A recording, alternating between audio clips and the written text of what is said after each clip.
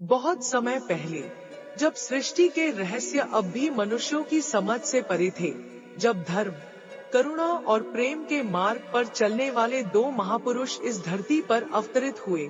एक थे भगवान श्री कृष्ण, युगों युगों के संचालन करता, और दूसरे थे सिद्धार्थ गौतम, जिन्हें संसार बुद्ध के नाम से जानता है। यह कथा उन दोनों की काल्पनिक भेंट की है।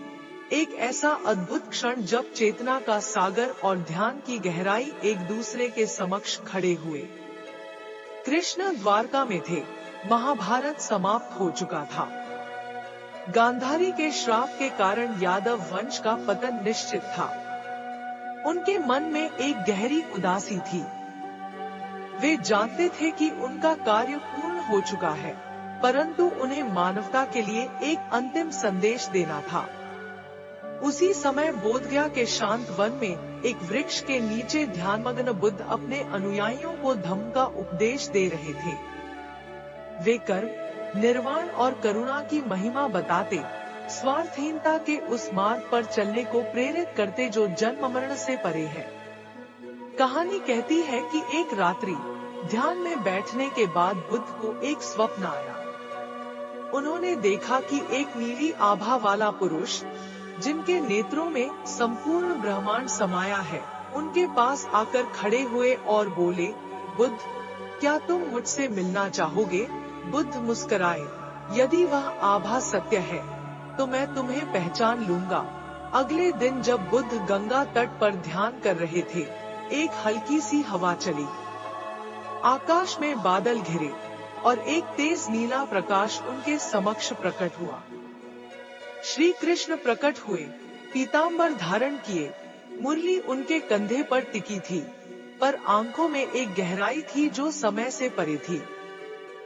बुद्ध ने आंखें खोली और दोनों की दृष्टि मिली। तुम वही हो, बुद्ध ने शांत स्वर में कहा, जिसने धर्म की रक्षा के लिए कुरुक्षेत्र को रक्त से भर दिया। कृष्ण ने मंद हंसी हंसी, और तुम वही हो, जिन्होंने किसी का रक्त बहाए बिना संसार को मुक्त किया। दोनों मौन हुए। पत्तों की सरसराहट और गंगा की कलकल ध्वनि के बीच एक दिव्य वार्तालाप आरंभ हुआ, जिसे किसी ने नहीं सुना, पर सृष्टि ने महसूस किया। कृष्ण बोले, मैंने धर्म को उसकी मर्यादा में रखने के लिए युद्ध किया। मैंने अधर्म को मिटाने के लिए छल का भी सहारा लिया, पर अंत में मैं भी दुख से बच नहीं सका। बुद्ध ने उत्तर दिया, दुख तो सभी को है कृष्ण। तुमने जो किया वह युग का धर्म था, पर हर युग बदलता है। मेरा धर्म है दुख को समझना और उससे मुक्ति पाना। कृष्ण ने पूछा, क्या तुम मानते हो कि बिना युद्ध के भी स्थापना संभव है? बुद्ध बोले, हाँ, यदि मनुष्य स्वयं के भीतर युद्ध करना सीख जाए। बाहरी युद्ध तब तक चलता रहेगा जब तक भीतर का अज्ञान न मिटे। कृष्ण मुस्कुराए, तुम्हारे वचन गहरे हैं। मैं कर्म का उपदेश देता था, कर्म करो, फल की चिंता मत करो। तुम कहते हो, इच्छा ही बंधन है। क्या हम विरोधी हैं? बुद्ध ने सिर हिलाया, नहीं कृष्ण, हम पूरक हैं। तुमने उन्हें कर्मयोग सिखाया और मैंने उन्हें वैराग्य सिखाया। मनुष्य दोनों के बीच संतुलन से ही मुक्त हो सकता है। कृष्ण कुछ क्षण शांत रहे, फिर बोले, बुद्ध, यदि तुम होते तो महाभारत के समय क्या करते? बुद्ध ने उत्तर नहीं दिया। उन्होंने गंगा की ओर देखा और धीमे से बोले, शायद मैं धृतराष्ट्र को देखना सिखाता, शायद मैं दुर्योधन को प्रेम करना सिखाता, या अर्जुन को शांति का मार्ग दिखाता। पर मैं जानता हूँ, मैं सफल नहीं होता, क्योंकि वह युग युद्ध का था। कृष्ण ने उनकी ओर देखा, और यही तुम्हारी महानता है। तुम जानते हो कि हर युग का धर्म अलग होता है।